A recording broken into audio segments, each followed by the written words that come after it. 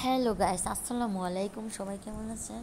আশা করি ভালো আছেন। আমি আলহামদুলিল্লাহ ভালো আছি। আমি আজকে শিং মাছের বোনা রান্না করবো। আর এখানে একটা কড়াইতে দিয়ে দিয়েছি সয়াবিন তেল। তারপরে দিয়ে দেব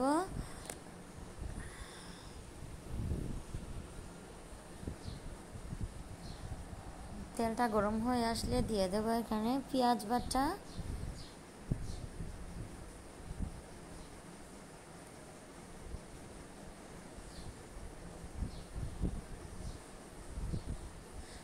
বাটা, নাড়াচাড়া করে কিছুক্ষণ যখন পেঁয়াজ বাটাটা একটুখানি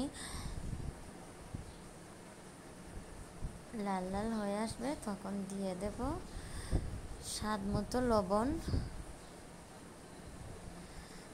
তারপর দিয়ে দেব হলুদ গুঁড়ো,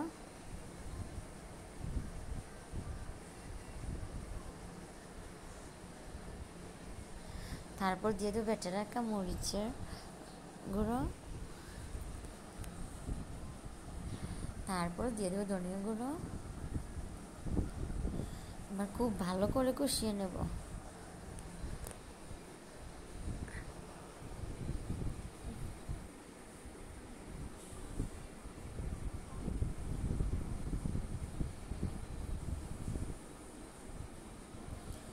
এবার সামান্য পানি দিয়ে দেব খুব ভালো করে মশলাটা যাতে করে কষানো হয়।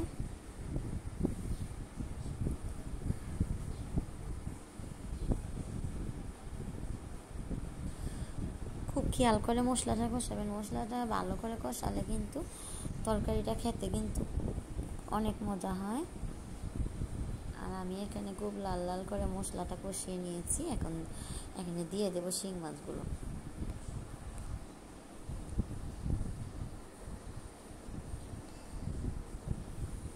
ধুয়ে কেটে রাখা পরিষ্কার করে রাখা শিং মাছগুলো এখন দিয়ে দেবো।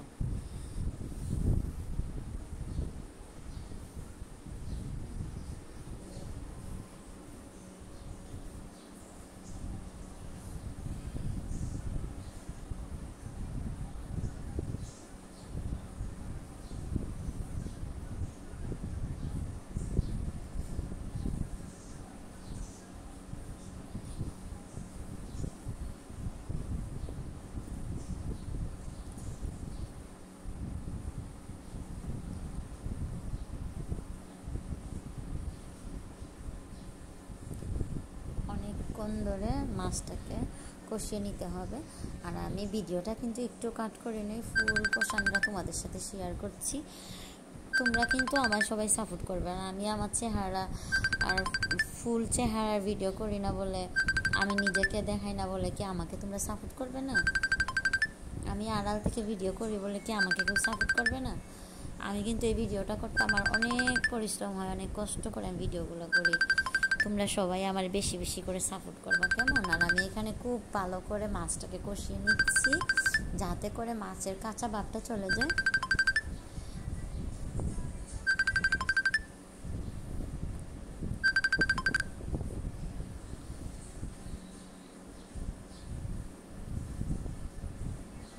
সরি, আমার মেসেঞ্জারে কল আসছিল, আমার হাজব্যান্ড কল করেছে, তার জন্য শব্দটা চলে এলো। কেউ কিছু মনে করবেন না।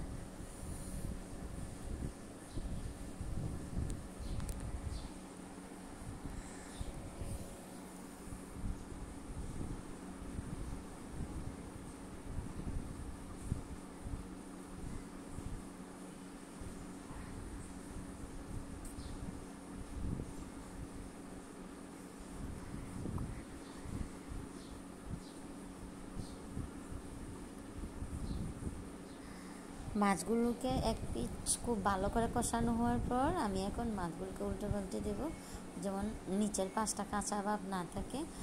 আর এখন এখানে কষানোর পরে আমি পরিমাণ মতো সামান্য পানি দিয়ে দেব।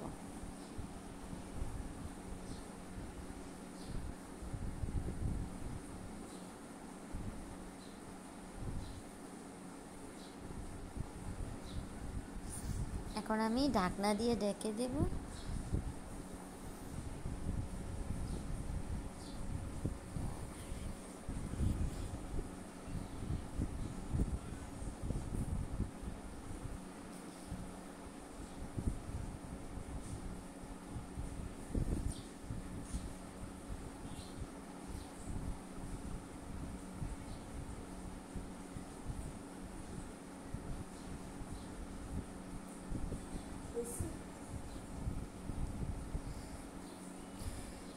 তারপর এখানে মাছের জন্য কোনো গন্ধ না আসে তার জন্য 2টা লেবুর পাতা ছিঁড়ে দিলাম।